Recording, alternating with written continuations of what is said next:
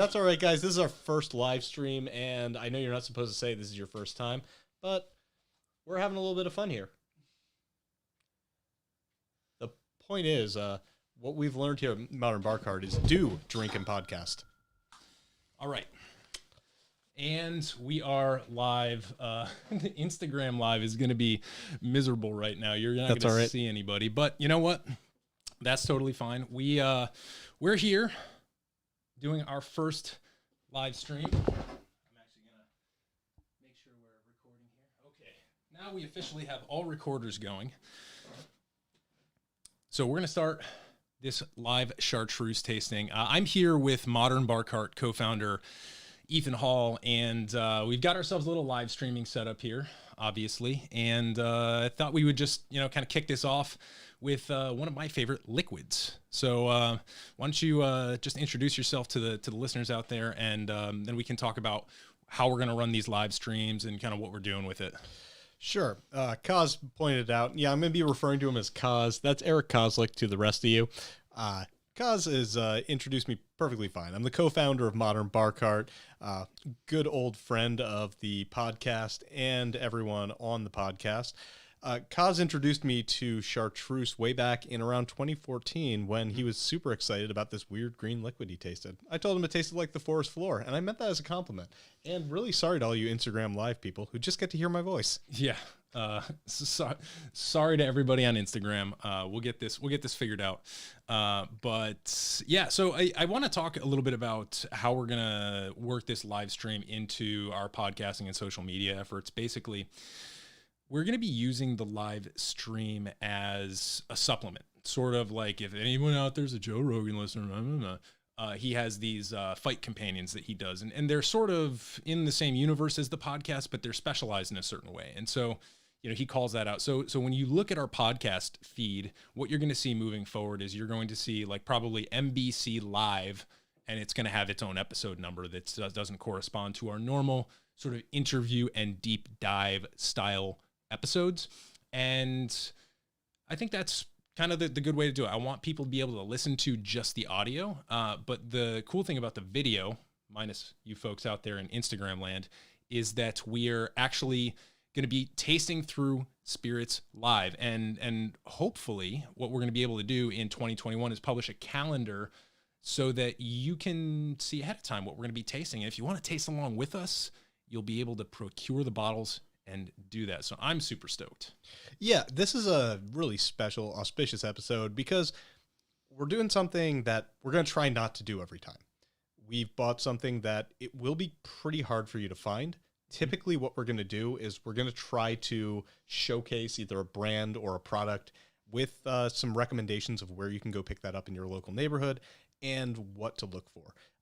We have that with the yellow and the green Chartreuse here, but we'll be talking about something that, if you're lucky enough to be able to try it, taste along with us, and we will try not to rub it in.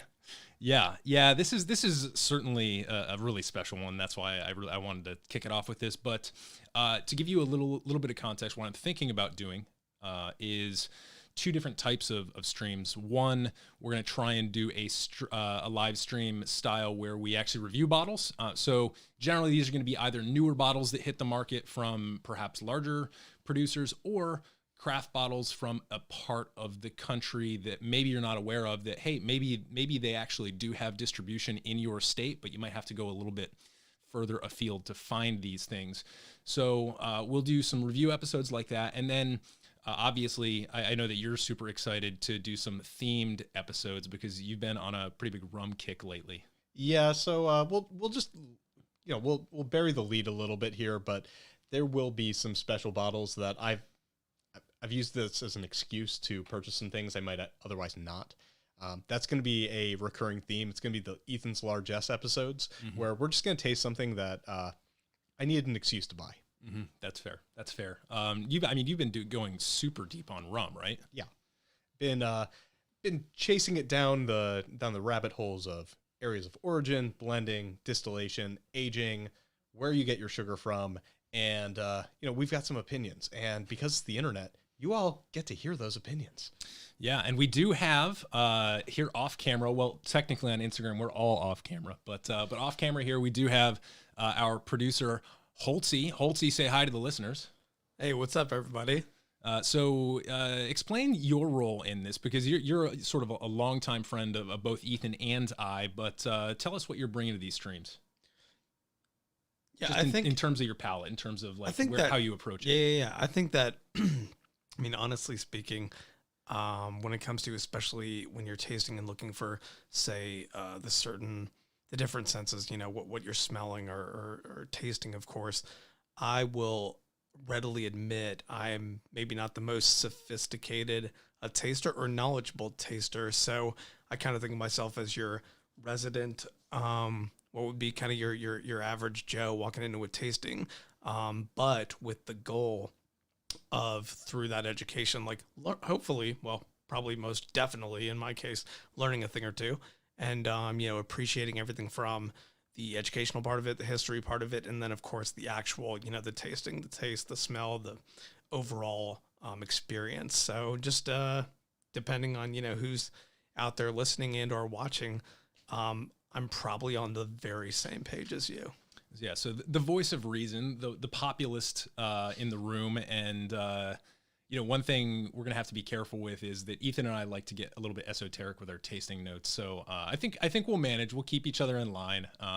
But why don't we, Ethan? Why don't you introduce us a little bit to what we're gonna be tasting tonight? Just give us the general overview, and then we'll start checking out what's in these glasses. All right, so a little bit of background on Chartreuse. That's what we want to get at? Yeah. All right, so there is a group of liqueurs called Chartreuse. They are produced historically by an order of monks that was founded in 1084. The Carthusian monks, yeah, we're getting a little bit weird here, have produced some interesting herbal liqueurs for hundreds of years. They've got kind of a nuclear codes thing going with their recipes, very closely guarded. No monk has the entire recipe, and they pass it down in this weird tradition that makes it even more marketable and more interesting. You go across the board. The ones that have persisted that you'll find at your local liquor store are your yellow Chartreuse and your green Chartreuse. Yellow is an interesting one because for whatever reason, in a lot of these different markets, it will cost you a little bit more. I think it's a little bit more delicate on the palate. It is a lower ABV, but it's a really solid product and representative of the entire broader Genepi category of liqueurs. Green, that's the one that you'll find in the Last Word. Order a Last Word from your bartender. Great drink. Well, when bars reopen in your local neighborhood. Also the Bijou, a few other drinks like that are just classics of that world. Right. It's a path to France. And then we have this one that I'm not going to butcher the French, but this is a version of Chartreuse that was originally released to commemorate the 900th anniversary of the Carthusian Order of Monks. So yes, I'll give you my attempt at the French pronunciation. So this is the Chartreuse Liqueur du 9e Centenaire. So 9e means ninth, so the 9th centenary of not the production of this juice. This is important. I don't want people to think that this is a spirit that's been in production for almost 1,000 years. It's been in production for a long freaking time, but it's not like a millennium old. This is to celebrate the founding of the Order of St. Bruno, the Carthusian monks. And, you know, so the 1084, so this was created in 1984 for the first time, and it's been in production in small batches since then. I can't tell you if it's been in production continuously since then, but yeah, there's a lot to dig into when it comes to Chartreuse, in that they started making this in the early 1800s, correct? Yeah, I believe it's a couple hundred years old at this point. Yeah, and so that was still a time in France where you had some class upheaval and you had some reapportionment of vineyards and distilleries in a weird way. Can I back it up actually a little bit? Yeah. I just checked my notes. So it's based on a recipe from 1605. So we're talking about as old as, we're going to keep returning to this, about as old as rum. When we really think about it, it was something, you know, Chartreuse as we know it was created as an elixir in the 1730s. So this survived several different phases of the French monarchy. one of the bigger, I'll just call it one of the things that happened to the production of Chartreuse for a while. The revolution happened in France in the 1790s. They actually expelled that order of monks from the country, which meant the intellectual property. This is the funny thing. Throughout history, even as long ago as the 1790s, the intellectual property associated with alcohols ended up becoming the property of a revolution. You'll see this in Cuba with Bacardi and Havana Club rum. You're seeing this with Chartreuse. Ultimately, this is also wrapped up in Napoleon's push to get sugar beets to drive down the price of sugar so that he could fund his war effort. Point being, this is a product that has gone through, the entire history of modern France, if you will. Right. And so that elixir that you were referencing, you can get a take on it today called the Elixir Vegetal. We actually considered grabbing that also from Domestique. Domestique being a liquor store in DC that tends to specialize in some nicer bottles. So big shout out to Domestique. If you're in DC, definitely worth checking out their online store and either scheduling an in-store pickup or having them deliver right to you. And so I believe they carried the elixir, right? They carried the elixir. They carried this one and another edition we opted not to get. It was a edition basically created by a bunch of like the French court of masters sommeliers, I believe. Yeah, so it was a bunch of wine people making Chartreuse. Yeah, and to give you an idea, Chartreuse for the home bartender. I know we try to, alternate between things that are going to be a bit of a hefty purchase and things that you should always keep in your bar. A bottle of green or yellow Chartreuse will run you about $60, $50 if you're lucky. It's something you can keep on your home bar and you will use it frequently enough, but it really lasts you a long time. It's not your workhorse bourbon or gin. You're only going to be using it in the order of 1 ounce per cocktail at most. Yeah, and so the special edition, that one did set us back $100. This is the first time we're drinking it. That, in my mind, worth it. If you see this on a shelf, I couldn't actually find that many websites written in English that carried it or referenced it. So I think we were pretty lucky in being able to find this. So it is a once in a lifetime purchase. And I know $100 doesn't sound like a once in a lifetime purchase, but it's sort of like an availability thing. So I do want to quickly return to a couple more historical, maybe not facts, but connections that might help us learn a little bit more about the history of Chartreuse, where it's made, and also the formulation, which is of course secret, but discerning palates are able to pick out some distinct flavors, and we'll get into those.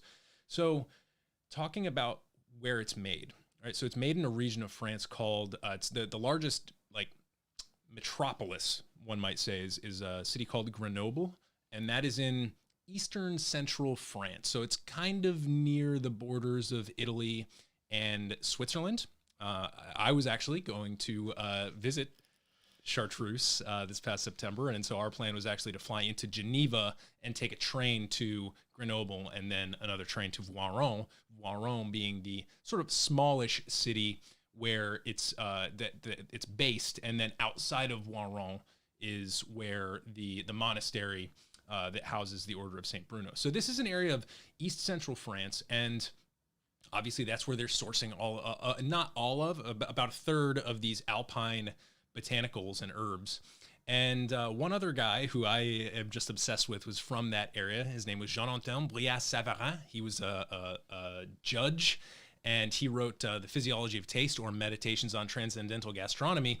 And he was famously, depending on what decade it was, either in favor or out of favor with the administration. So he had vineyards in this region, and he got them confiscated. So talking about the reapportionment that was taking place around the time between when this recipe was presented in, what was that, 1737, when this was presented in 1737, and when green Chartreuse was sort of launched in the 1800s, I believe, there was a lot of upheaval going on. So there's that, and just in general, the guy who brought this, according to the notes we have here, the guy François Annibal d'Estrées, he was a French noble, like, war guy. He was like the commander in chief of the French forces, and his military career took him to Italy, like the Alpine regions of northern Italy, and to Germany.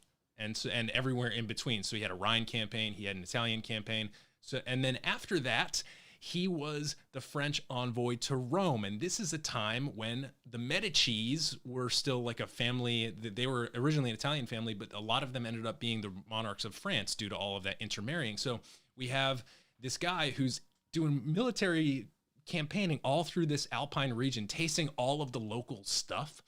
And I just find it fascinating. Like, I find it fascinating that he also has that big Roman connection, and it ended up in the hands of the Order of St. Bruno. So I wish there was more information out there on this guy, but it's super compelling to me. Like, it's not a stretch for me to imagine this guy. Obviously, he gets to taste the best of the best. He's like the commander-in-chief of French forces. And I believe you called him a war guy. Yeah, he's a war. Well, I don't remember he's like the marshal or something, Marshal de France or whatever. But head war guy. Head war guy gets a lot of really good stuff brought to him. The finest of wines and alcohol things. Right, and of course different schnapps, different fruit and sort of infused distillates that are popular in these Alpine regions. Amari, right? There are Amari at this point in time. So yeah, it doesn't surprise me that this guy is the one who introduced this sort of elixir to the Carthusian monks. So we're going to be tasting this in a slightly achronological fashion, in that we're starting with yellow Chartreuse. This was the second of the two products, or the second of the two main products that was launched. The green launched first, and then the yellow launched after. So why don't we start by tasting this, and then we can maybe talk about why that was. Yeah. Go for it. So we've got our Glencairns here. These have had plenty of time to air out. For the uninitiated, you want to talk a little bit about the Glencairn Glass and why these are great for not just drinking, but tasting? Yeah, Glencairn glasses, they're shaped in such a way that the bowl of the glass sort of aggregates the aroma, and then the narrower sort of bell-shaped flute of the glass concentrates it. So it's kind of kept in the glass a little bit by that shape, and then when you nose it, you get a really focused, sort of dense aromatic profile. This would be as opposed to tasting something in like a copita, like you would get mezcal, and it's sort of a wide-mouthed bowl. So nosing this, I mean, first thing we notice is that it's very, very yellow, and that is due to the presence of a decent amount of saffron in here. Saffron is one of the key botanicals, and for those of you who don't know what saffron smells like, it's got a bit of a dusty smell, right? Yeah, I was gonna say, I'm gonna probably be providing some of the weirder tasting notes. I was gonna say old book. Yeah, yep. That's some old book. And a lot of people don't have saffron because it's super expensive. It's very labor intensive to process in the fields, and so that's why it's so expensive. It is a prized ingredient in a lot of Spanish cuisine, paella being a noteworthy example. But yeah, so this has fewer botanicals. The green actually has over 120 different botanicals and spices in it. I don't have my notes from the seminar I took in 2017 at Tales of the Cocktail, where we talked about how many botanicals the yellow has, but I'd say about half is about what I recall, although I could be very wrong on that. That would put you around 60 to 70. Yeah, somewhere in that neighborhood. It's still don't get me wrong, completely complex, and obviously if you look at what it does in the glass, it's got some serious legs on it. This is a sweet sipper. Definitely I think I haven't tasted the Ninth Centenary, but I think the sweetest thing we have. So let's take a little sip here. And especially with a liqueur like this, I really encourage you to chew it. Get that sugar to coat your entire mouth, because that's going to allow you to take your second approach in more of like a primed way. Usually when you're tasting, you want to take that first sip and be like, all right, okay, like get your palate a little bit used to it, let it stretch its legs out, so to speak. And then you take the second sip, and that's where you really want to start evaluating. Yeah. Two things I'm getting right off the bat are, your anise and your fennel. It's right there. And, I think some of this, what it reminds me of in not a bad way, and you should probably talk a little bit about the distillate base here, is it's got a little bit in common with a grappa. Mm-hmm. Yeah, it is a great base distillate. And this is sort of the three things I wanted to talk about were Jean-Antoine Prias-Savarin, the judge. I wanted to talk about the war guy, and his contributions. And then, you know, the Wikipedia game where you click and see how many clicks it takes you to get to Hitler. Yeah. You know, there are other versions of that where you just have a start and a finish, but yeah, sure. Fair. It doesn't always have to be like that. I've never played this game myself. But there's a similar, in my mind, it's like all roads lead to phylloxera, which was the epidemic that spread through the rootstock of a lot of French vines. Basically, it was Americans' fault. We sent some rootstock with this little parasite, the phylloxera parasite, and it got into some of the French vines, and they were not immune to it, and it just ravaged the entire landscape of the French wine industry. And so the reason why this was the second thing produced is that, well, France needed to recover from phylloxera and get some more vines in the ground before they had enough grape-based distillate, let alone, like, think about it. Most of the grapes go into wine. So you got to get some wine made, and then it's probably going to take another couple years for you to get any sort of surfeit that you're going to be used to distill. So anyway, that's why the grape distillate base was the second of the two launched. And you definitely get a little bit of grapiness. For me, the main notes are like fennel, as you mentioned. Definitely, I get like that carrot-like, like almost like a wild carrot flavor in here, like a root vegetable kind of thing. More like I'm blanking on the botanical. It's one of the binding botanicals in gin. Not orris root, but another Not Angelica. Angelica, yeah. Angelica? Sorry, Angelica, exactly. So that has sort of like a wild carrot taste to it. You know what this might be? We'll never know because these French ash monks are not going to tell us. Tarragon. Tarragon has a lot of the same characteristics on the tongue as your anise and your fennel. Mm-hmm. It plays very prominently in French cuisine. Goes well with chamomile, which I'm also getting. I would go so far as to say all of that is in there. So friend of the podcast and distiller over at Winden Distilling Company out in St. Michael's, Brett Steigerwald, he and I actually were able to source some botanicals straight from France and actually do some sensory evaluation of the actual raw materials. And there's a couple other things that would come into this. I believe Costmarie, which is an alpine herb, Genepi. This definitely has plenty of Genepi in there. So between the notes that we're spitting out right now, I would go so far as to say that, like, I would say 90% of those are in there, and there's probably very few wrong guesses in what we just spat out. Among other things he might have just made up, Glargenbush leaf. I'm not making this up.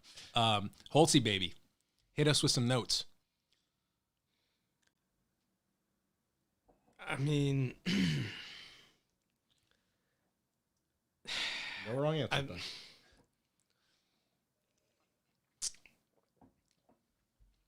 Definitely kind of like an interesting, almost, this won't be very like flattering to say, but almost like a little bit of hint of like a mouthwash type of thing, like kind of licoricey or like minty. I would say that licorice root is mouthwash is definitely not. Yeah, not a. That's a con. You know what? But like though, minty or licorice, like very candy-esque, obviously very sweet. They were inventing this stuff though when a lot of the early battlefield medicine was taking place. Listerine, one of the initial uses as an antiseptic. Yeah. Mm-hmm. Yeah.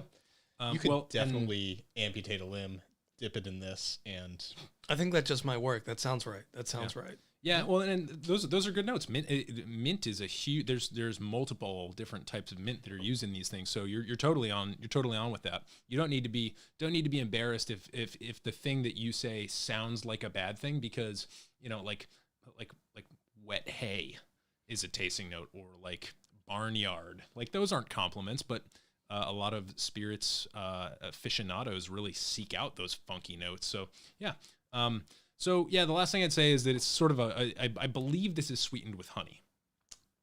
And I think that between the honey and the grape distillate base, I think that could account for the extra price point in the yellow chartreuse, as well as probably, I would say, a heavier hit of saffron. So those three items right there could be the justification for that higher price point.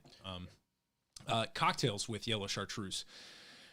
There's not a ton of them out there, and you won't see it used nearly as much as the green, mostly because it's not as freaking weird. This is a little bit more mainstream tasting than the green, and I can't speak for the ninth Centenary, but yeah, the Widow's Kiss is one cocktail out there that I've had with yellow chartreuse and enjoyed. So if you're out there, look up the Widow's Kiss. For those of you who listen to the podcast, we'll probably set that as like the featured cocktail for this episode. So if you're checking us out on the live stream and you want to learn about the Widow's Kiss, head over to the podcast on all major podcast platforms. So that's yellow. All right. Ready for green chartreuse? Yeah. What are we stepping up in ABV? So we started at 40%. Your standard liquor a little bit higher than your standard liqueur. We're moving up to what, 50? 55. 55? 55? Yes, 55. Jesus. Yes. So this is gonna be hot. Yeah. Sorry we didn't start with that ABV. Yeah. So I mean, 40 is what we would call probably atypical in the liqueur arena. 55 definitely atypical. 55 is an overproof spirit. This is an overproof digestif in my world. Yeah. If you mix up a bijou, you're getting a pretty heavy hit of booze. A bijou, a last word's a little sweet. You got the lime juice, you got the shake, you get a little bit out of there. Bijou's probably going to be your boo. Yeah, that's your booze bomb. A bijou is probably about one of the slowest up cocktails that you're going to sip. Yeah. You gotta take that real slow. And so, which is to say, if you're going to make yourself a bijou, try and chill down that glass ahead of time, because you're not, by the time you get down to the end of it. Holtzy, talk to me about some bijou stuff. Big fan of that cocktail. I actually just tried it for the first time, not even probably 3 months ago. Made it myself at home initially on your recommendation, actually. Big fan, when you have not only the green chartreuse, but with the gin and the several other ingredients in there. I mean, it all blends together very well, but I will say, I think that green chartreuse on its own, even just, taking a little sniff of it from the glass, it can have a pretty, I think, biting smell, very strong smell. Kind of gives you a little, Wakes you up. Yeah, right, exactly. But no, great cocktail. Yeah, and I believe the bijou cocktail, I believe the story behind that, it's gin, sweet vermouth, and chartreuse, correct? Yep. And nice, if you're doing it right, a nice ribbon of orange zest over. Oh yeah, you got to have that in there. But the green chartreuse is symbolic of emeralds. The gin is symbolic of diamonds, and then the sweet vermouth of rubies. So your three most precious gems are sort of embodied in this bijou cocktail. So what do you get on the nose with the green, Ethan? I mean, besides, it's definitely hotter on the nose. You definitely, for those of you out at home who are, trying to up your tasting game, one of the things you really want to do, especially with something that's high proof, is open your mouth when you're nosing, and don't just breathe through your nose. Breathe also through your mouth. And don't stick your nose straight down the Glencairn glass. I just burned off some of my nose hairs doing that. Yeah. Well, and if you're gonna get, like, the closer your nose is, the more you want to breathe through your mouth. Like, you can still get it in there, but you really want to make sure that you're breathing through your mouth. And this is actually a big challenge, because this is a liqueur. If this was just a spirit, these aromas would be more volatile in that they're not sitting there kind of trapped in this sticky sugar. So with this, you actually do need to get your nose in there, but you got to be real gentle with it if you want a really accurate aromatic analysis. Yeah, what I'm getting here is I'm getting some clover. Ooh, I like that. I'm getting more mint than the last one. Hell yeah. It's green. It's supposed to be. Green tastes like mint. You know that. Yeah. Man, drinking chartreuse straight is quite the experience, especially the green. It really, it's got a good numbing effect on the tongue. Well, and that is not only due to the ethanol, but also to some of the mintier sort of, there's not just mint in here. There's things like mace, which has a numbing quality. Getting back to, the green chartreuse has over 120 herbs and spices in there. The breakdown is about a third of these are sourced in the locality, in that area of East Central France, around Voiron in the mountains. Beautiful, beautiful area. Do you think, as an aside, so there's 3 monks that know the recipe. Do you think that third is covered by 1 monk? I will not speculate Are about these that. are these monks have like regional territories, like salespeople? Well, is this like Dunder Mifflin Scranton versus Stamford? Yeah. So you got your Voron guy, you got your New World guy. There are New World things in here, right? One would imagine, but I don't know if you can rest on that as a certainty, because if you think about when like the 1700s, what counts as New World? I guess they've had about 200 years prior to the 1700 to really establish some trade routes. So, well, I mean, let's think about where France was focusing their energies. You got the fur trapping up north. You got the sugar production down south. So there's beaver. You're saying there's beaver. I'm saying there could be beaver, maybe some badger. Yeah. No, so I don't have any badger in this. I am getting. There is another note in here that it's marmot. Marmot. I did say originally what I told Kaz the first time I drank this, and I stand by it today. This tastes like forest floor. Mm-hmm. Yeah, it's a truly special aroma. I really enjoy just simply nosing green chartreuse because, you know, there's something to be said for levels of complexity. And, you know, 120 herbs and spices, like, that's not your grandma's sauce recipe. That's not where she's like, and the secret is to roast the garlic. This is like 120 secrets, which is a practice in complexity that it's hard for the mind to fathom, which is why it's a really contemplative spirit for me, because there's so much mystery with it. The order of Saint Bruno, the Carthusian monks, they're actually a silent order, so that's a further level of mystery. They're allowed to talk for about half a day on Sunday, or it's like Sunday or Monday, where they go out for a walk in the mountains and they pair up, and they're allowed to talk with their buddy. And basically, it's to make sure that they're not going insane due to the silence. And other than that, it's prayer. It's a very ascetic sect. They live in small, sort of stone floored, very sparely decorated little apartments, and each of them has a vocation or a job to keep the charter house, which is another name for an abbey. That's why it's called Chartreuse. It's a charter house, Chartreuse. So they each have their own little special jobs, and being the guy who makes the liqueur is actually one of those jobs. So the monks, right now it's Minister Benoit, and then there's Brother Jean-Jacques, according to our notes here. I don't know if Brother Jean-Jacques got to pick it. He may have just been like the guy who succeeded the guy before him. And do you think they were walk-talk buddies? Maybe. They could have been walkie-talkie buddies. Oh, man. Imagine if you were assigned a monk who was just a complete dick. Like, what if you don't get along with your I don't think buddy? they get to be complete dicks. One would hope.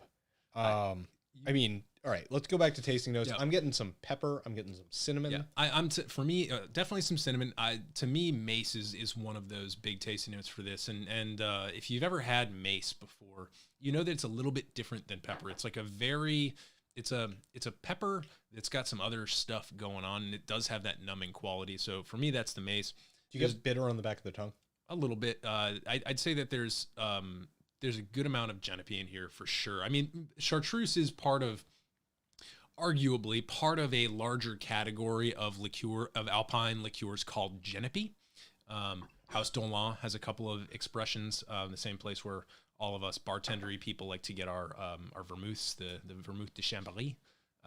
But yeah, so it's very green. It's got a lot of similar notes to the yellow, but it's just got more. Everything is more with this to me. And so the last word cocktail is definitely going to be the most popular way to consume chartreuse in cocktail format. It's equal parts gin, green chartreuse, maraschino liqueur, so like that Luxardo bottle with a little woven straw mat around the barrel, and then 1 ounce of lime juice as well. So it's and the thing about the last word is that it's an equal parts cocktail, and the last word family is fascinating to me because, like, what's a Negroni? A Negroni is an equal parts cocktail without citrus. So it's stirred, and you're like, all right, I can kind of see how these things can get along together. It's still awesome that they all get along, the Campari, the gin, and the sweet vermouth. But the last word is a freaking miracle. There is nothing about any of those ingredients besides maybe the Chartreuse and the gin, or the Chartreuse and the maraschino, that seem like they would work together. But lime juice really has no business being in there. Limes were not around. Like, there's no limes in France. It wasn't like somebody in France was like, oh, hey, these are naturally occurring together, you know? Yeah, I mean, I'm going to challenge you a bit on that. All right, so one, if you were getting the ingredients for Chartreuse, you had access to trade. Two, if you think about what a Campari involves, it's a very citrus-forward, bitter liqueur. You make up the other half of the herbaceousness that you would find in a last word in your vermouth. What you are still missing is the acid. I think they're actually kind of close. Kind of, but as soon as you do a shaking, and as soon as there's you no add that air acid, in a Negroni. You're right. yeah. So it's to me, I would say it's my favorite cocktail. The green Chartreuse is my favorite liquid, I like to say, and the last word is my favorite cocktail. And it's been really cool. We actually did, in the commercial kitchen, we did a run of brandied cherries, and that's going to be your traditional garnish for a last word. You either skewer it on a cocktail pick, or you serve it in a coupe, and the brandied cherry sits right at the base of the coupe where Marie Antoinette's nipple would be, if you believe the apocryphal story about the coupe glass being derived from the shape of Marie Antoinette's breasts. Just so much variation in the size of coupe glasses. It's true. That's fair. We didn't have good measurements back then, but it is another French reference. Sorry for hitting the mic there. So yeah, that's green Chartreuse. There's a lot more to say about this stuff. It's really tricky to, I think, get down to the bones of it without also sticking your head in some like bags of real botanicals and being able to do some sensory evaluations there. That's why Brett and I did it, to be honest. Well, you have lots of bags of botanicals. I've helped make the bitters. It used to be more of my time than I would like to admit. Now it's a weekend deal, but yeah, you're face first in a lot of bags of botanicals. And one other note I should mention before we move on is huge amount of lemon balm in this. Oh, let me get at that, because I had several bushes of that going on my back patio this summer. Yeah, a lot of lemon blam.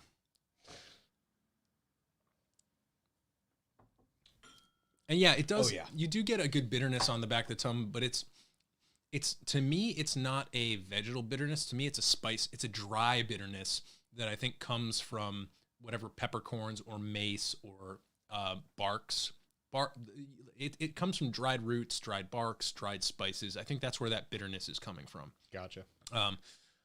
I get the sense that there's probably not just mace in here. There's probably some black pepper as well. I'm getting like a distinct black pepper bitterness. Yeah, they were pulling from far and wide. Mm-hmm. All right. Holtzy, you got anything on the green before we move on here? I mean, I would definitely agree with the more, as Ethan said earlier, minty for sure. I did get a hint of cinnamon, but I also, I feel like I tasted a bit almost citrusy, and I don't know if ultimately, that could just be me, but almost like a hint of what could be flavors that could be either lemon or lime. But hey, that's I got a bit of that, so there you go. But definitely more. There may be some dried peel in here. Yeah, I wouldn't be surprised. But more so bitterness than anything else. And one question, real quick, Cause, for your average listener, when you say mace, you're not referring to chemicals that are involved in a little spray that many people carry on them these days. Correct? I don't think it's the same. No relation. It's not kept. No relation. But it's a berry. It's like a pepper. It's like a peppercorn, and it's ground in the same way. And it's probably the closest thing I can describe.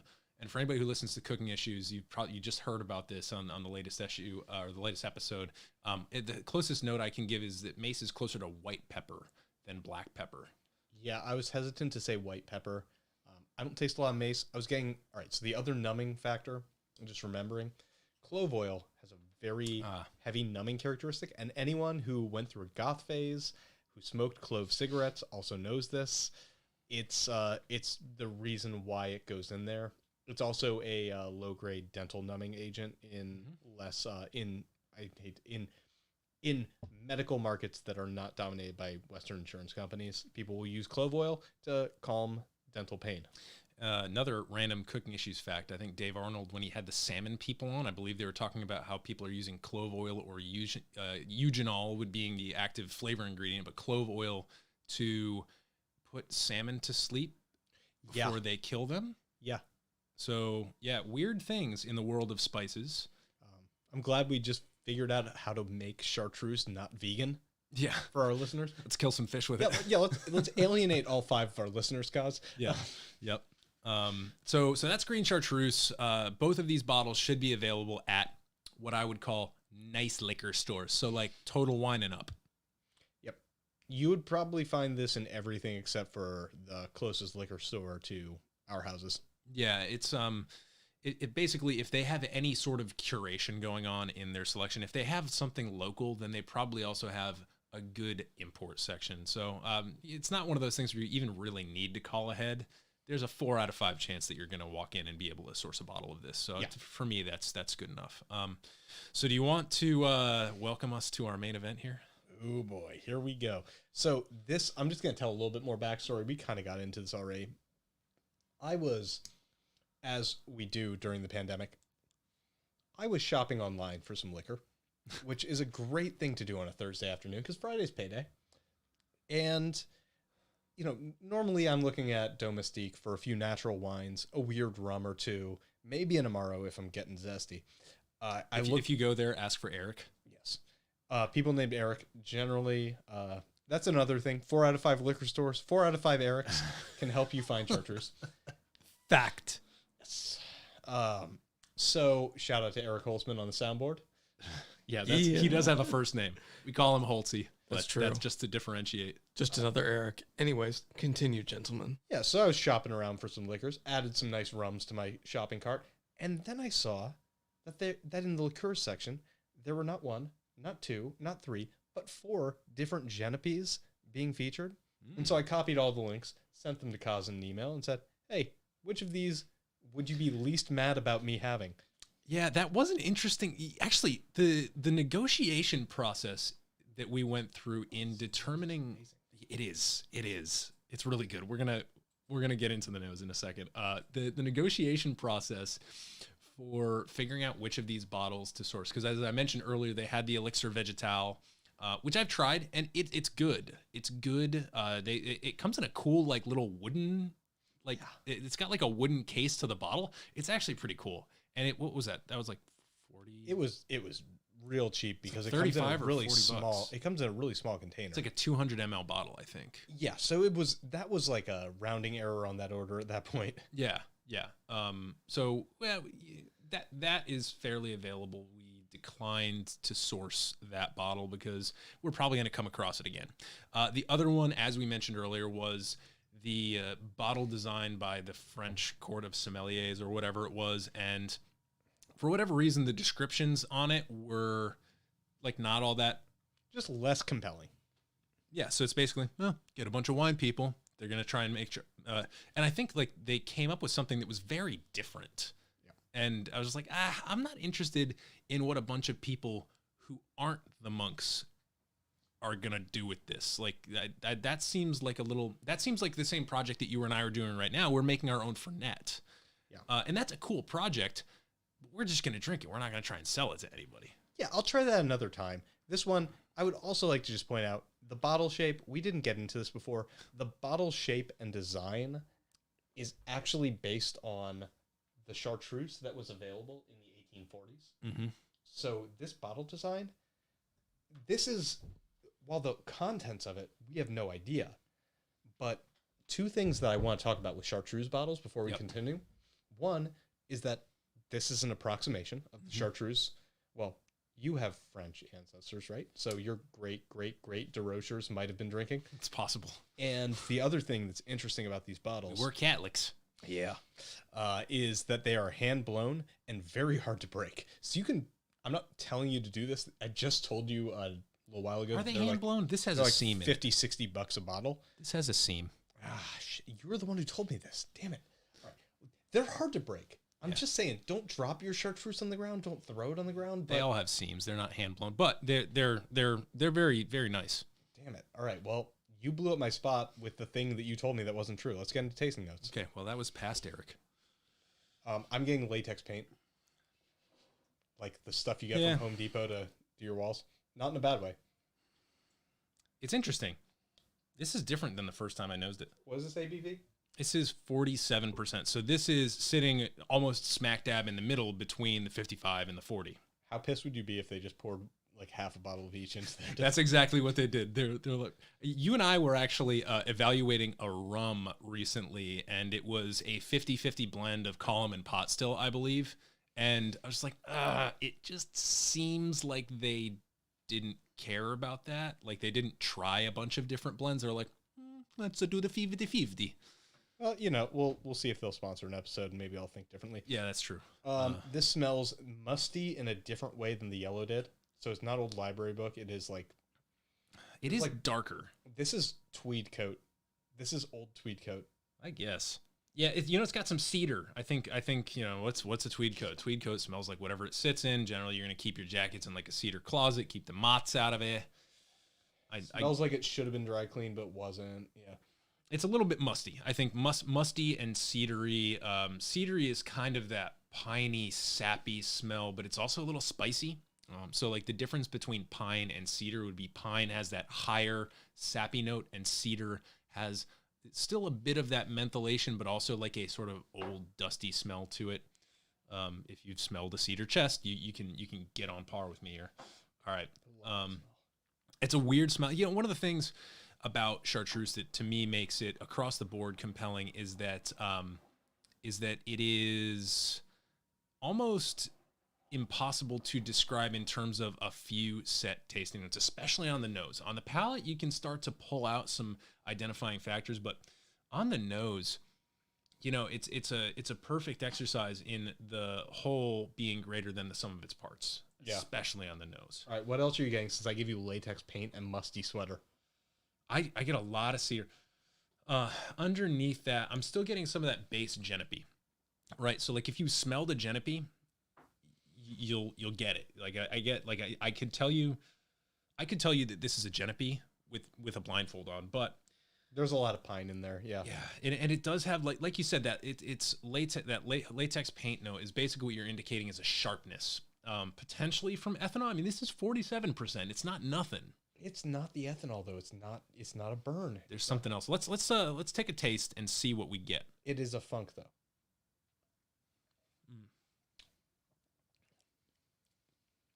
That's pretty cool. Heavy on the anise right away. Yeah. Right up top. But then something else going on. I get some really fresh mentholation, like spearmint. Yeah. Sorry to blow up your spot, but that thing on your wall. Yes. Yeah, we do have a nice poster. I was going to hang it right here, but then I realized that it was glass on the front and would be obnoxiously reflecting these lights into the eyes of the viewers. So look for the show notes for Koz's vintage Chartreuse advertisement. It's not vintage. I got it at that seminar. It was a poster that they gave us at that seminar, and I framed it as if it was vintage. You can lie. Not anymore. Got a little bit of dog. I get mustard. Mustard, yes. I was gonna go wet dog. Mustard is a nicer way to put it. I get mustard. It's like yellow, or like not yellow mustard, but like a spicy mustard. And for those of you, side note, another great place to visit in France is Dijon. If you're gonna go there, if you're interested in Burgundy, which is another fascinating region in terms of like the history of how things were like broken up and complexified by the fallout from the French Revolution. Burgundy is a fascinating place to visit. It's drop dead beautiful, and Dijon is the major metro hub in that area. And yeah, the mustard is that good. All right, Koz, you're a bit more of a tea guy than me. Ooh, I like tea. I'm getting tea, but is it black? Is it green? Does it matter? Bergamot? Bergamot's an orange. No. Give it a taste. I get a little bit like I can see like a green tea on the nose, or like a jasmine on the nose. I think there could be some lingers jasmine after on the tongue, that it has a little bit of a green tea, might be a Lipton. I'm a Lipton man. Or maybe a Twinings. Let's not go down the British tea hole. Sounds wrong. Yeah, I don't want to. The old British tea hole. Yeah, so I would say, so here are my observations on how this is different than the yellow and the green chartreuse. One, I think there's a different mentholation profile. And by that, I mean, I think we're getting like some of that mustardy aroma and probably like a spearmint going on in there, as opposed to you know how when we make our bitters, we'll have two formulations that have the same ingredient in them, but oftentimes we'll tweak the amount of that ingredient based on the different flavor we're trying to make. It seems like they probably just messed with their mint profile, right? To get it more in the region of spearmint and less in the region of like a peppermint or a lemon balm. Yeah, I see that. Because there are multiple mints in here. That's not even that's no question. Definitely got a lot of mint. It's got a lot of pine. I said thyme, and now I'm thinking maybe the tea that I was getting was thyme. Yeah, I could see thyme, like mountain thyme. Thyme is definitely something that they use quite a bit as well. I can see some thyme in here. One interesting thing. Lemon thyme? Might be lemon thyme. One thing to, I'm cheating here, but I did do some research on this, and on one of the sites that sells it, they did a dietary warning. Sesame seeds are in this. They had a warning for people who are allergic to sesame seeds. Oh my God. Yeah, so I got the EpiPen back here. You're fine, man. All right. Yeah, and that kind of plays into that mustardy note that I'm getting, because they're both savory, depending on the extent to which you activate the oils in the sesame seeds. I mean, we actually do use sesame seeds in our Iki Japanese bitters. Don't give away the ingredients. So I can see how that savory note might play well. There's definitely something savory in the 9th Centenary version that's not necessarily present in the green or the yellow. There's definitely some special ingredients in there, and even if they exist in the other two, they're definitely cranked way up flavor-wise in the 9th Centenary. This is not a mixing. No, this is an after dinner drink. Holtzy, what kind of meal would you pair this with? I feel like, well, to start off with, you're absolutely right. I think of it as purely a digestif, an after meal drink. In terms of the actual meal, I'm torn between like either like a poultry, so chicken, or seafood, as opposed to say, steak, like a hearty beef bourguignon. Yeah, as opposed to So as opposed to like steak or red meat, I'm personally going more the seafood or I'll just call meat light route. So whether that's chicken or duck. I can see this was a nice like chop, a nice little pork chop. Or that works too. Pork could work. Ashton. I guess I just meant like not feeling it on the steak vibe, feeling it on like the lighter side, so to speak. So one of the things that I really like about this is the finish on it. I think it has an incredibly long finish compared to the other two flavors. And one last element I want to point out on a process here is I'm not sure about the yellow, although I have a feeling that they probably do it across the board. But these are sort of allowed to marry for quite a long time in gigundo neutral oak tanks. And what I mean by neutral is that they are just used over and over and over again. So it's not like, like in the US, bourbon can only be aged in a barrel once, and then that barrel has to go off and do something else. Right. So this is they're not charred tanks. It's just a neutral oak tank that's been used over and over and over again. The idea is not to impart the flavors of the wood into the product, but to allow the product to allow all these, like, think about it, there's 120 people in here that need to be friends before we put it in a bottle and give it to people. So it allows the flavors to marry in the same way that like your curry tastes better the day after it's sat in the fridge. Same kind of concept applies to spirits. And I believe the notes on this, the production wise, this is allowed to age for 5 years before it's bottled.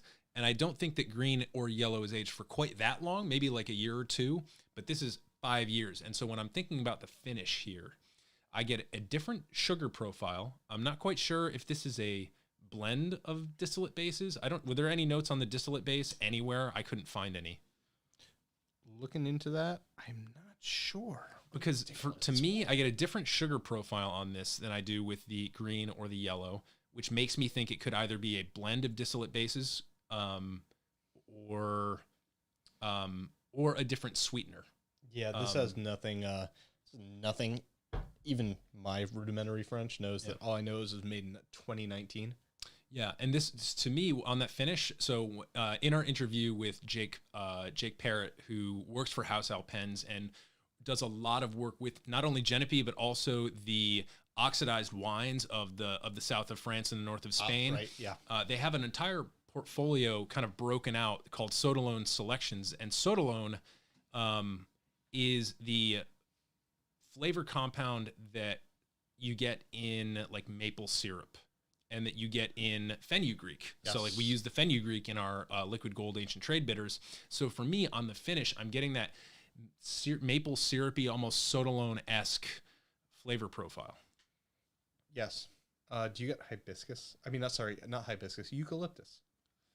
Yeah, and I believe eucalyptus. Well, actually, we just had this conversation the other day. Because it reminds me of the nose on that fourth age. It does. Yeah. So Sorry the real to question pull you here's out a of question your for the listeners and the watchers out there, the viewers, I guess, the watchers. We are the watchers.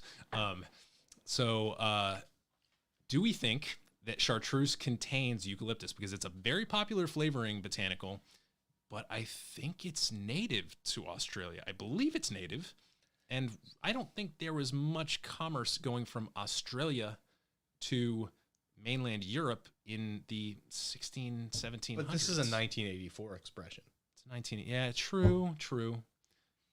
All right. So I guess we could say eucalyptus, probably. Maybe. Yeah.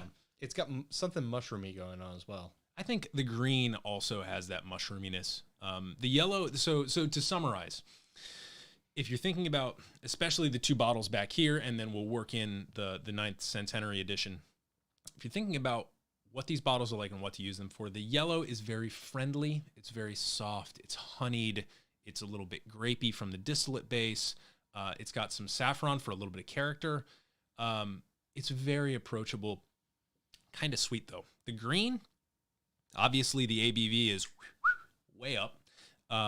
And that's going to be the feisty one. The green Chartreuse, 120 herbs and botanicals. That's what you're going to use in your funky herbal cocktails, last word being the most popular. And then with this 9th Centenary, I think to me, it just screams finesse. And I'm really glad that we got this one instead of the sommelier edition, because man, this is special. And I need to think about it. I need to return to this bottle and try and figure some stuff out. You know, it's a very, very thought-provoking expression, especially when you're able to taste it side by side with the other two. Yep. So, gentlemen, we've done a hell of a job here. 3 different Chartreuses, 3 up, 3 down. I've really enjoyed doing this. I've certainly learned some flavor things here tonight. Anything else you guys want to add before we wrap up? And I have to go apologize to the entire Instagram community for doing a shitty job setting up the phone. Ask your local Ace Hardware paint specialist for the tasting notes on the different colors you get next time you're doing a room. Yeah, exactly. Holtzy, anything you want to add? All I really have to say is that I learned a heck of a lot, and I learned that there are a whole lot more, tasting and other sensory notes you can get from this liquor than I probably ever would have thought possible. So no, had a great time. That was great. Look forward to the next one. Nothing further to add other than, yeah, I learned a thing or two. Kaz, why don't we bring it in for a cheers for the Instagram people? It's true. Cheers to the Instagram folks. That was like the one time. I guarantee you no one's watching it right now. I mean, I could peek my head in, but yeah. All right, let's kill this. So yeah, just to wrap up here, you can find the podcast on all of your favorite podcasting distribution platforms, including Spotify, including YouTube, including Amazon Music. If you can't find somewhere where it is, I'll send you some free stuff for pointing that out. And then in terms of social media, you can follow us on Instagram and Facebook by doing a little @ search for Modern Bar Cart. And we're going to keep on rolling out these live streams. We're going to do a better job with the Instagram video, first and foremost. And we've got a couple of special things planned for you. Noteworthy ones, we're going to be doing a holiday gift guide where we're going to be busting out some cool toys and recommending some gifts for the cocktail lover in your life. And then also we're going to probably be doing a few cool little tastings before the year is out here, just to kind of get ready for our big 2021 sort of like twice a month live streaming thing. So everybody out there, get excited. And this is Eric Kozlik here with Ethan Hall and Eric Holtzman. Thank you for joining us for this live rare chartreuse tasting. And lastly, if you have any questions or you want to follow up with us, feel free to email podcast@modernbarcart.com, and we'll catch you next time.